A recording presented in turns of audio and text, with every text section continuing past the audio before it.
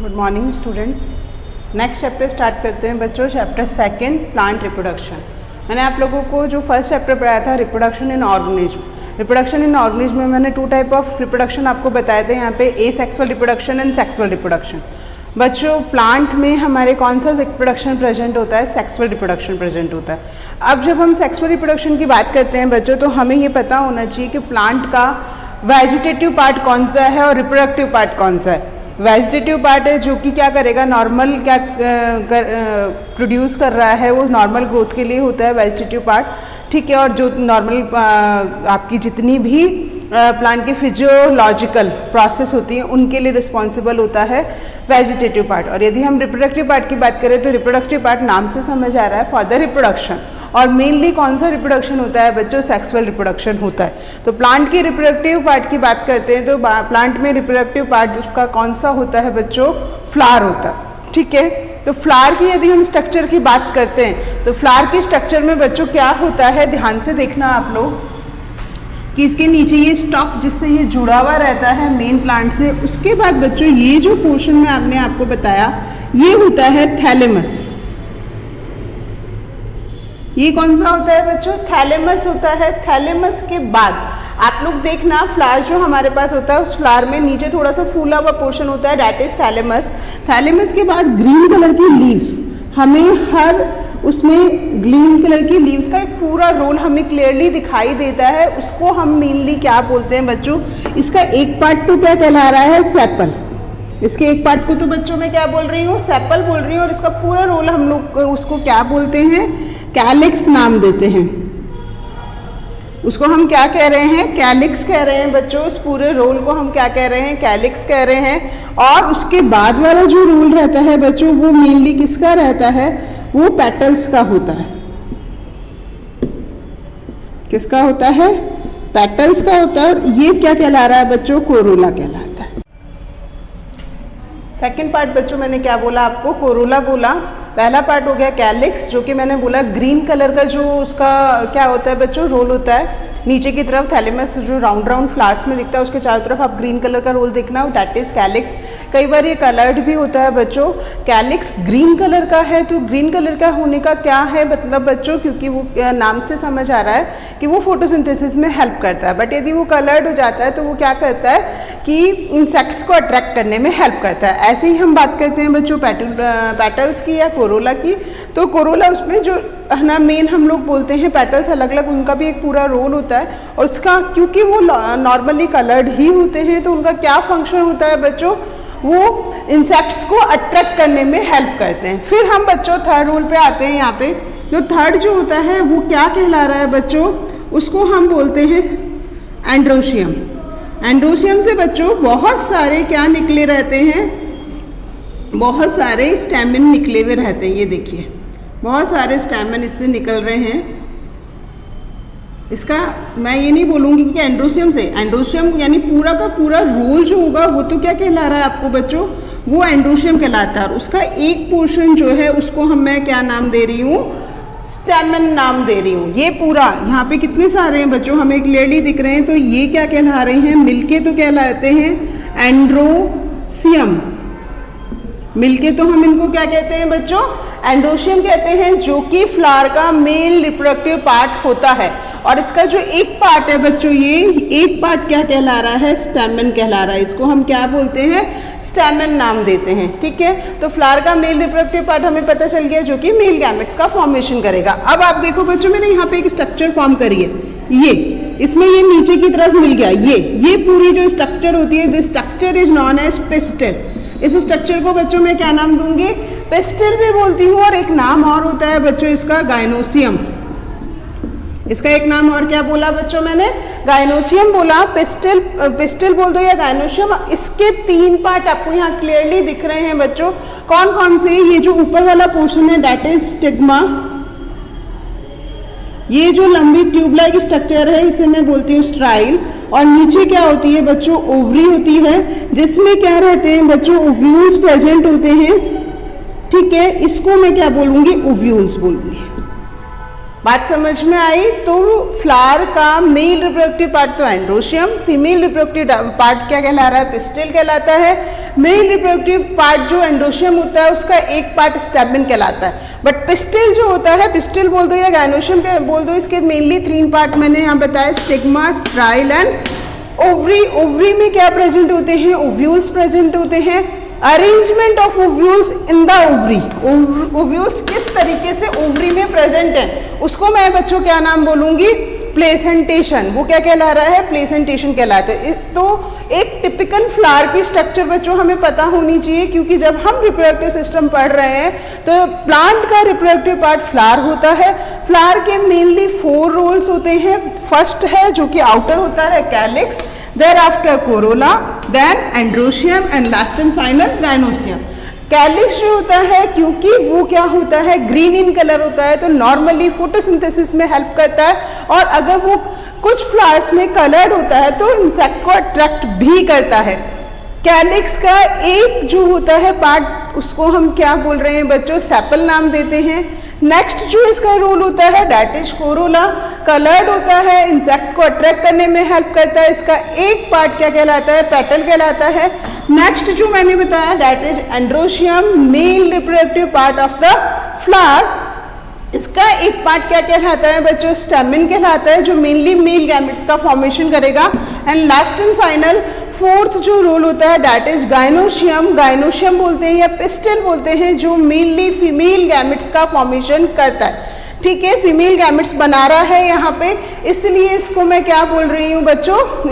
Female gametes बनाता है, तो इसको हम बोलते हैं female reproductive part of the flower. Flower का फीमेल रिप्रोडक्टिव पार्ट होता है। अब हम इस चैप्टर में क्या पढ़ रहे हैं? प्लांट रिप्रोडक्शन है। मैं नॉर्मली आपके चैप्टर का नाम जो हम देखेंगे सेक्सुअल रिप्रोडक्शन इन प्लांट्स। ठीक है, प्लांट रिप्रोडक्शन नहीं है, मेनली चैप्टर का नेम ही क्या है? Sexual reproduction. तो इसमें सेक्सुअल रिप्रोडक्शन प्लांट में प्रेजेंट रहता है, इसलिए सेक्सुअल रिप्रोडक्शन इन प्लांट्स।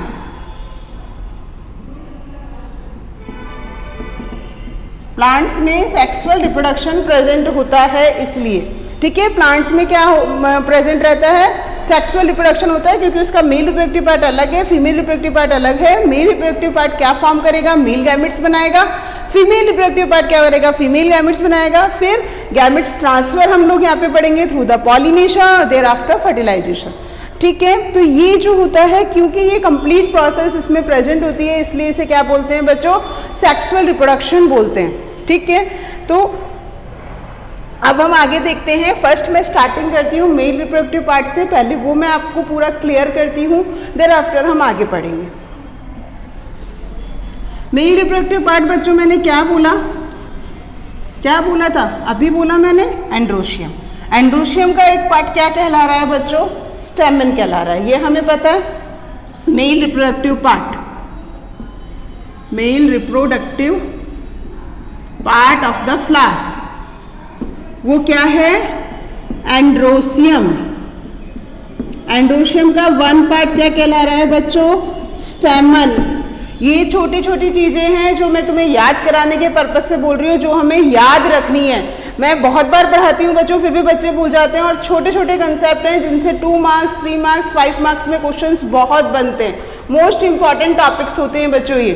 स्टेमन जो है, अगर मैं एक टिपिकल स्टेमन की स्ट्रक्चर बताऊं बच्चों पहले, तो इसमें आपको देखना बच्चों, ये इस तरीके से होती है, इसे हम बोलते हैं फिलामेंट।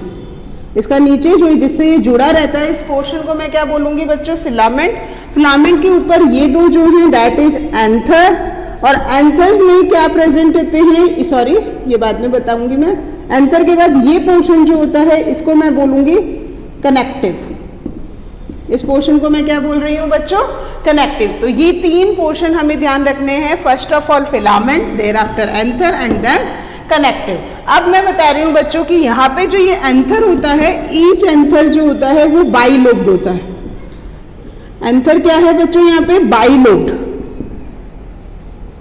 यानी हर एंथर में 2 लोब प्रेजेंट होते हैं। तो 2 एंथर हैं तो कितने लोब हो जाएंगे बच्चों? 4 लोब्स हो जाते हैं। उसके बाद मैं बात करती हूँ कि ये जो एंथर है, इसके आउटर की कवरिंग होती है, एक बाहर की टिपिकल कवरिंग रहती है, इसे थिका बोल रहे हैं, और इंटरनल कवरिंग अगेन जो है वो 4 में डिवाइड होती है वो मैं आपको बताऊंगी पूरा कि इसका बाहर से अंदर की तरफ तक ये कंप्लीट कैसे फॉर्म होता है। ठीक है, समझ में आ रही है बच्चों बात। तो यहाँ पे मेनली हमें जो चीज़ ध्यान रखनी है वो क्या ध्यान रखनी है स्ट्रक्चर से कि ये जो एंथर होता है वो ईच एंथर जो है एंथर बाइलोब्ड होता है और ईच लोब अगेन है ना लोब में क्या है 2 चैम्बर प्रेजेंट है। बाइलोब्ड का मतलब तो ये 2 लोब्स होते हैं जो किससे सेपरेट हो रहे हैं बच्चों, कनेक्टिव से सेपरेट हो रहे हैं। उसके बाद हर लोब जो है वो अगेन 2 चैम्बर में डिवाइड दिखाई दे रहा है। ठीक है, तो कुल मिला के एंथर में कितने चैम्बर्स मैं बताऊंगी बच्चों, 4 चैम्बर आपको बताऊंगी, क्योंकि माइक्रोस्पोर का फॉर्मेशन कहाँ हो रहा है, एंथर में हो रहा है, इसलिए इसको हम क्या बोल सकते हैं, एंथर को एक नाम और देते हैं बच्चों माइक्रोस्पोरेंजियम। क्या नाम दिया मैम ने, माइक्रोस्पोरेंजियम इसको नाम दिया क्योंकि इसमें क्या किसका फॉर्मेशन हो रहा है, माइक्रोस्पोर का फॉर्मेशन होता है इस एंथर में। अब बच्चों इस एंथर की मैं पूरी बड़ी स्ट्रक्चर आपको बना के दिखाऊंगी कि कैसे अंदर माइक्रोस्पोर का फॉर्मेशन कहाँ पे होता है और इसकी स्ट्रक्चर होती कैसे है। और इसे मोस्ट इंपॉर्टेंट बच्चों कर लेना क्योंकि माइक्रोस्पोरेंजियम की स्ट्रक्चर बहुत बार एग्जाम में पूछी गई है, 5 मार्क्स में भी 3 मार्क्स में भी। तो हम स्टार्ट करते हैं स्ट्रक्चर ऑफ माइक्रोस्पोरेंजियम। यदि मैं माइक्रोस्पोरेंजियम की स्ट्रक्चर बना रही हूँ बच्चों तो मैंने अभी बोला कि एंथर जो होता है या माइक्रोस्पोरेंजियम जो होता है वो 4 चैम्बर्ड होता है। तो 4 चैम्बर बच्चों मैं कैसे बनाऊंगी ये देखिए इस तरीके से।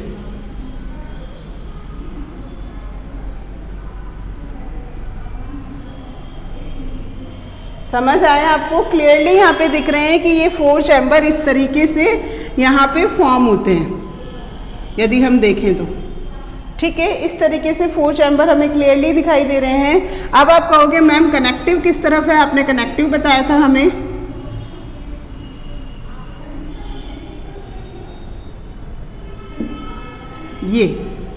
ये पोर्शन जो इसको हम क्या देते हैं बच्चों नाम, कनेक्टिव नाम देते हैं। यहाँ पे क्या है, कुछ नहीं, टिश्यू होते हैं इस जगह पे, सेल्स का ग्रुप होता है जिन्हें टिश्यू बोलते हैं और वो इनको सेपरेट कर रहे हैं, इसलिए मैंने इसको क्या नाम दे दिया बच्चों, कनेक्टिव नाम दे दिया। अब जब हम माइक्रोस्पोरेंजियम की बात करते हैं बच्चों तो बाहर से अंदर की तरफ मेनली इसमें 4 लेयर्स प्रेजेंट होती है। सबसे आउटर लेयर दैट इज, इसको मैं क्या नाम देती हूँ, एपिडर्मिस नाम देती हूँ। ठीक है, फिर ये जो नेक्स्ट लेयर बच्चों मैं बना रही हूँ, चारों चैम्बर्स में होगी ये लेयर, ये चीज़ हमें ध्यान रखनी है। इसको मैं नाम देती हूँ एंडोथीसियम। इसको हम क्या कह रहे हैं बच्चों, एंडोथीसियम नाम दे रहे हैं। उसके बाद 3 लेयर्स और प्रेजेंट होती हैं जिसे मैं बोलूँगी बच्चों 1, 2 एंड देन 3। ये 3 लेयर्स यहाँ पे प्रेजेंट रहती हैं, 1, 2 एंड देन 3। अगेन यहाँ मैं बात करूँ बच्चों तो 1, ये थोड़ा सा आपको ध्यान रखना है बनाते हुए। तो ये जो 3 लेयर्स हैं, इन 3 लेयर्स को बच्चों मैं क्या बोल रही हूँ, इनको बोलते हैं मिडिल लैमिला।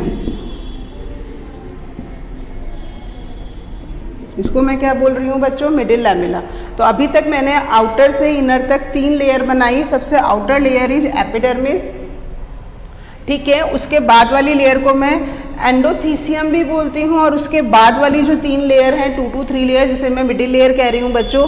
एपिडर्मिस नाम से पता चल रहा है सबसे आउटर लेयर है, तो इसका फंक्शन क्या होगा, प्रोटेक्शन करता है, मेनली प्रोटेक्शन इसका फंक्शन होगा। उसके बाद बच्चों मैं बात करती हूँ एंडोथीसियम और मिडिल लेयर की। एंडोथीसियम और मिडिल लेयर ये यहाँ तक पूरी ऐसे बनी हुई रहती हैं। तो पहला तो इनका फंक्शन यही होता है बच्चों की प्रोटेक्शन करना, क्योंकि ये आउटर लेयर्स होती हैं। उसके बाद सेकंड फंक्शन की यदि बच्चों में बात करूँ तो सेकंड फंक्शन इनका क्या होता है बच्चों कि ये डायहेंशन में हेल्प करती है। अब आप पूछोगे मैम डायहेंशन क्या होता है, इसके अंदर माइक्रोस्पोर बनेंगे बच्चों जिनको हम पॉलेंस भी बोलते हैं। तो पॉलन जब बन जाते हैं तो वो जो ये पार्ट होता है इस पार्ट से बाहर की तरफ निकलते हैं। तो उनका एंथर को बिल्कुल मैं कहूँगी ब्रस्ट करके बाहर निकलना क्या कहलाता है, डायहेंशन कहलाता है। और इसमें हेल्प कौन करता है बच्चों, एंडोथीशियम और मिडिल लैमिना, मिडिल लेयर भी बोलते हैं इसे, लैमिना ना बोल के बच्चों सॉरी लेयर बोलते हैं, मिडिल लेयर, मिडिल लेयर नाम देते हैं। मिडिल लेयर इसको क्या कर रही है, प्रोटेक्शन कर रही है, साथ में डायहेंशन में हेल्प करती है। अब सबसे अंदर वाली लेयर की बच्चों में बात करूं तो सबसे अंदर की लेयर जो होती है वो लेयर कौन सी होती है, ये 4 लेयर हमें क्लियरली, अब इसको पूरा कंप्लीट हम बना सकते हैं, यहाँ से इस तरीके से कंप्लीट कर दो सब जगह। तो ये जो सबसे अंदर की लेयर है, this layer is known as tapetum.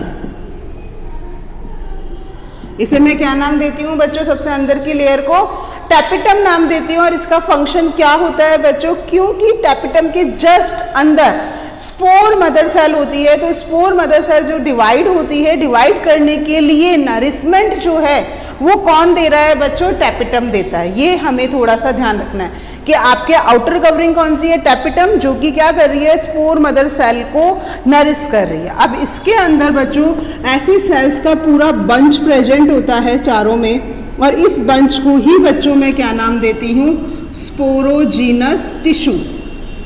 क्या कहती हूँ, इस पूरे बंच को मैं क्या नाम देती हूँ, स्पोरोजीनस टिश्यू। तो ये पूरा आपका स्ट्रक्चर हुआ टिपिकल माइक्रोस्पोरेंजियम का, जिसमें सबसे आउटर लेयर एपिडर्मिस होती है, उसके बाद की लेयर एंडोथीसियम होती है, फिर 2 to 3 लेयर मिडिल लेयर होती है, और अंदर की तरफ टैपिटम होता है। टैपिटम के अंदर जो सेल का पूरा ग्रुप होता है, this group is known as sporogenous tissue. और इस स्पोरोजीनस टिश्यू की जो वन सेल होती है, इसको ही मैं क्या नाम देती हूँ, माइक्रोस्पोर मदर सेल। इसी के बंच की एक सेल को मैंने क्या नाम दिया बच्चों, माइक्रोस्पोर मदर सेल। और माइक्रोस्पोर बोलो या मैंने आप लोगों को बोला था पॉलन मदर सेल बोलो, एक ही बात होती है। तो ये समझ में आया टिपिकल माइक्रोस्पोरेंजियम की स्ट्रक्चर या टिपिकल एंथर की स्ट्रक्चर, कि इसमें 4 चैम्बर होते हैं, 4 चैम्बर में कितनी लेयर्स होती हैं और किस जगह पे माइक्रोस्पोर का फॉर्मेशन होता है। तो ये हमें यहाँ पे क्लियर हो गया। जैसे ही इसमें माइक्रोस्पोर बहुत सारे बन जाते हैं, तो ये जो एंडोथीशियम और मिडिल लेयर होती है यहाँ से फट जाती है, इस जगह से यहाँ से फट जाती है, ठीक है। और फट के यहाँ से पॉलन को ये क्या कर देती है, रिलीज कर देती है। इसी को हम क्या नाम देते हैं, डायहेंशन नाम देते हैं। क्लियर हुआ बच्चों यहाँ तक। अब मैं बच्चों जो हमने क्या स्टार्टिंग करी, male reproductive system, male reproductive system क्या है वो मैंने पूरा बताया आपको। उसके बाद बच्चों मैंने आप लोगों को क्या बताया, यहाँ पे टिपिकल माइक्रोस्पोरेंजियम की स्ट्रक्चर मैंने आपको क्लियर करी। अब हम नेक्स्ट प्रोसेस पढ़ेंगे, दैट इज माइक्रोस्पोरोजिनेसिस, यानी हमें यहाँ पे माइक्रोस्पोर का फॉर्मेशन भी देखना है। तो formation of microspore through microspore mother cell, formation of microspore through microspore mother cell, this process is known as microsporogenesis, ठीक है। microsporogenesis, what is the meaning of microsporogenesis? again repeat करती हूँ बच्चों, formation of microspore through microspore mother cell, microspore mother cell, या इसी को बच्चों मैंने एक नाम और दिया था, पॉलन मदर सेल। ये दोनों जब आपस में है ना, ये दोनों नहीं, माइक्रोस्पोर मदर सेल बोलो या पॉलन मदर सेल बोलो, इसमें कौन सा डिवीजन होता है बच्चों, मियोसिस होता है। मियोसिस डिवीजन, या इसी को मैंने नाम दिया था रिडक्शन डिवीजन। रिडक्शन डिवीजन से क्या हो रहा है बच्चों, एक सेल जो होती है ये किस में डिवाइड हो जाती है, 4 माइक्रोस्पोर टेट्राड बना लेती है।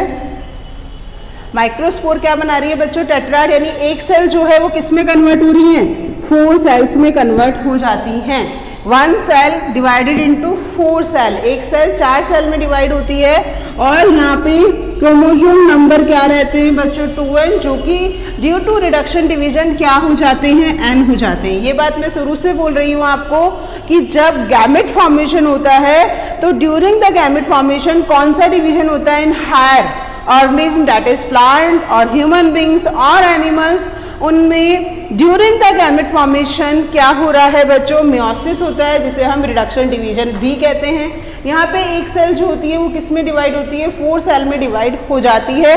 यानी एक माइक्रोस्पोर मदर सेल थी बच्चों, इससे मुझे क्या मिलती हैं, 4 टेट्राड माइक्रोस्पोर मदर सेल मिल जाती हैं। ठीक है, इसी क्योंकि मैंने क्या बोला, इनको माइक्रोस्पोर बोलो या पॉलन बोलो, तो इसे हम पॉलन मदर सेल भी बोलते हैं। अब ये माइक्रोस्पोर मदर सेल के बाद जो माइक्रोस्पोर टेट्राड फॉर्म हुआ है, 4 का ये बंच हमें मिला है, तो इसे हम इसका ये 4 बंच अलग होके एक सिंगल क्या बना लेते हैं, चारों के चारों माइक्रोस्पोर अलग हो जाते हैं और इसको हम क्या बोल रहे हैं अब, माइक्रोस्पोर। जो कि यदि मैं इसकी प्लॉइडी बोलूं बच्चों, आपको ये प्लॉइडी ध्यान रखना, बहुत बार पूछते हैं कि माइक्रोस्पोर की प्लॉइडी क्या होगी बच्चों, एन होगी। आप ये देख लो कि यहाँ पर माइक्रोस्पोर मदर सेल में रिडक्शन डिवीजन हुआ है, तो यहाँ पे इसकी प्लॉइडी क्या थी बच्चों, डिप्लॉइड था। ये क्या था, डिप्लॉइड। जबकि यहाँ पर ये एन है तो क्या है, हैप्लॉइड है। ये हमें थोड़ा सा ध्यान रखना है, प्लॉइडी बहुत बार पूछी गई है। Microspore mother cell main plant का पार्ट ही है और मेन प्लांट जो होता है वो 2n होता है, इसलिए इसकी प्लॉइडी 2n होती है। बट जैसे ही इसमें रिडक्शन डिवीजन होता है तो ये क्या बना रहा है बच्चों, माइक्रोस्पोर टेट्राड बना रहा है और एक सिंगल माइक्रोस्पोर या पॉलन की प्लॉइडी जो होती है वो n होती है। तो क्वेश्चन में आपका माइक्रोस्पोर ना पूछ के कई बार बच्चों वो क्या पूछ लेते हैं, इसी चीज को माइक्रोस्पोर भी बोल देंगे या पॉलन भी बोल देंगे। तो हमें ध्यान रखना है, माइक्रोस्पोर हो या पॉलन हो, उसकी प्लॉइडी क्या रहेगी, एन, और उसको हम क्या बोलते हैं बच्चों, उसको हम हैप्लॉइड कंडीशन बोलते हैं। अब आगे क्या होता है, यही पॉलन जो होता है वो एंथर टू स्टिग्मा मूव करता है और this process is known as pollination. ये हमें पता है कि पॉलन जो है वो एंथर में फॉर्म हो जाता है, बन जाता है, यहाँ से ये रिलीज, मैंने आप लोगों को बताया था माइक्रोस्पोर एंजियम से कैसे रिलीज होता है, और रिलीज होके through the air, through the water, through the insect, through the animals किसके पास पहुंच जाता है, स्टिग्मा के ऊपर पहुंच जाता है। क्योंकि फर्टिलाइजेशन जो होता है वो कहाँ हो रहा है बच्चों, मेनली ओवरी के अंदर। ठीक है, तो ये हमें ध्यान रखना है।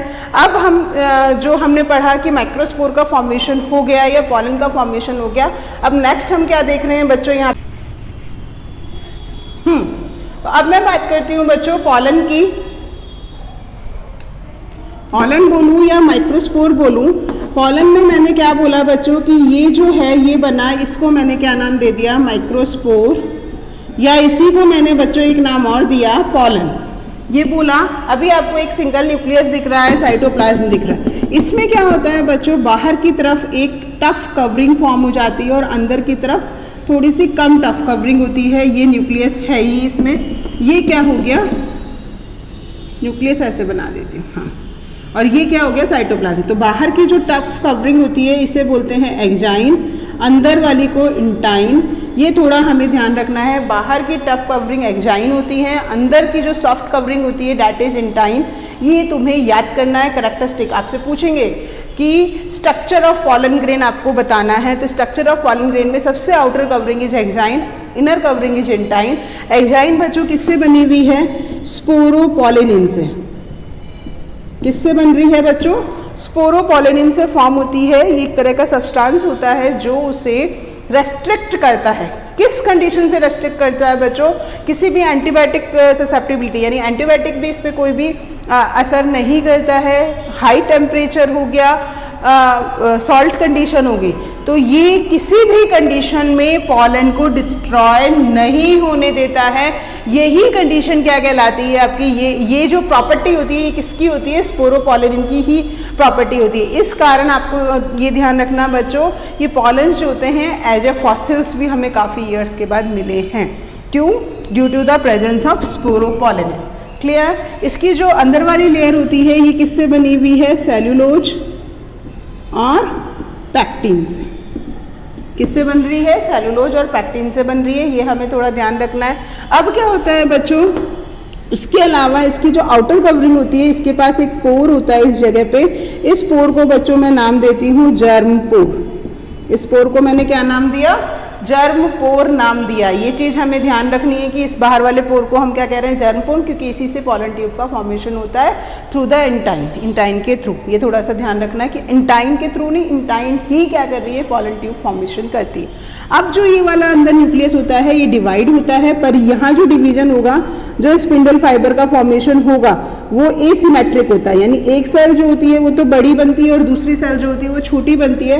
तो अल्टीमेटली सबसे पहले बच्चों यहाँ स्पिंडल फाइबर ना बना के मैं आपको एक चीज़ और बताना चाहती हूँ कि इसमें बड़ी बड़ी वैक्यूल्स भी होती हैं, क्योंकि ये प्लांट सेल है। ये बात मैं बताना चाह रही थी। उसके बाद हमें ध्यान रखना है बच्चों, ये इस तरह की होती है कवरिंग बच्चों, ये रेगुलर थिक होती है, रिजिड कवरिंग होती है due to the presence of sporopollenin, sporopollenin के कारण। और यहाँ पे इस पे क्या होता है, जर्म पोर होता है। तो इसमें ये बड़ी बड़ी वैक्यूल्स बन गई। अब इसमें क्या होता है बच्चों, अब इसमें डिवीजन होगा, और वो डिवीजन जो होता है उस डिवीजन को मैं बच्चों क्या बता रही हूँ आपको, एसिमेट्रिक डिवीजन होता है इसके अंदर। ये स्पिंडल फाइबर मैंने बना दिए इस तरीके के, ठीक है।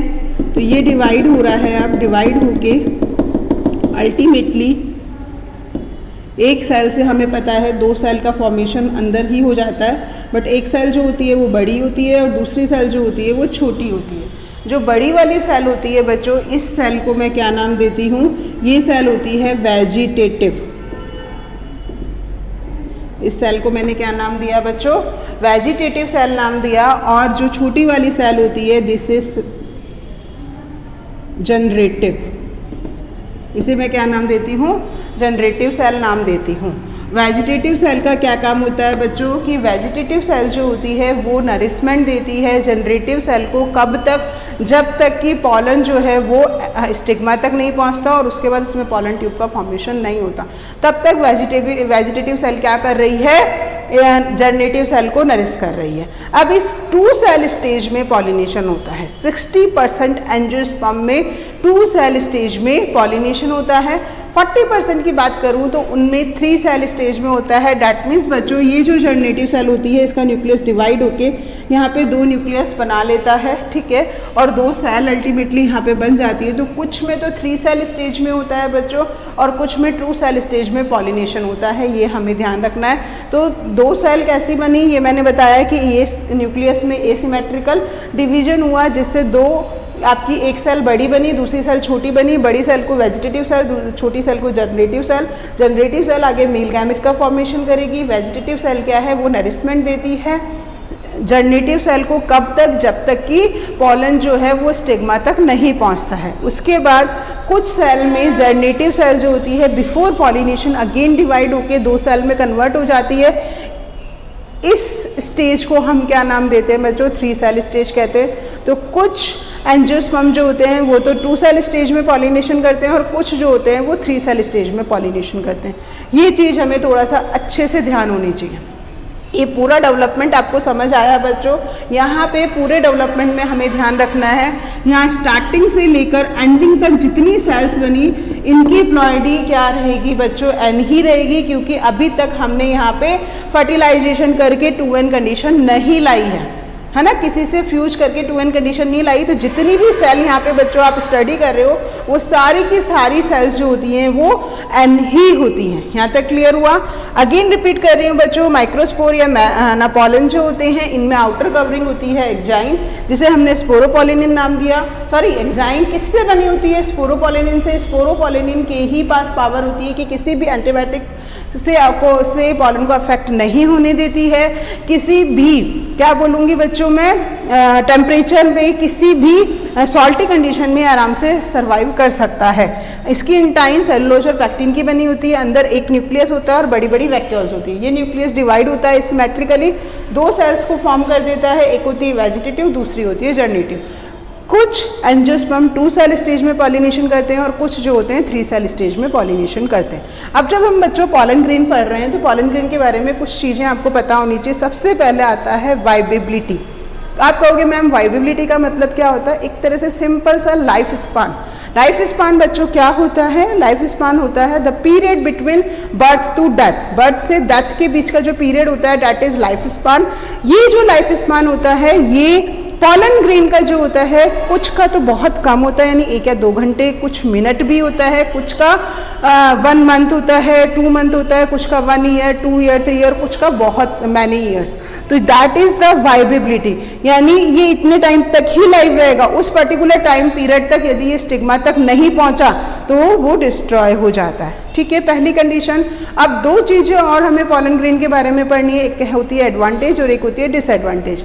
डिसएडवांटेज की बात करूं तो बच्चों, पॉलन ग्रेन से कई जनों को एलर्जिक प्रॉब्लम होती है, अस्थमा, ब्रोंकाइटिस, क्योंकि काफ़ी सारे पॉलन जो होते हैं एक साथ रिलीज होते हैं तो रेस्पिरेटरी ट्रैक्ट में वो प्रॉब्लम क्रिएट करते हैं कुछ में, और यही कंडीशन क्या कहलाती है, एलर्जिक कंडीशन कहलाती है। सेकेंडली, पॉलन ग्रेन का जो एडवांटेज होता है बच्चों, क्योंकि इसमें बहुत ज़्यादा नरिशमेंट होता है तो एज अ फूड सप्लीमेंट जो है इसे लिया जाता है। किसको?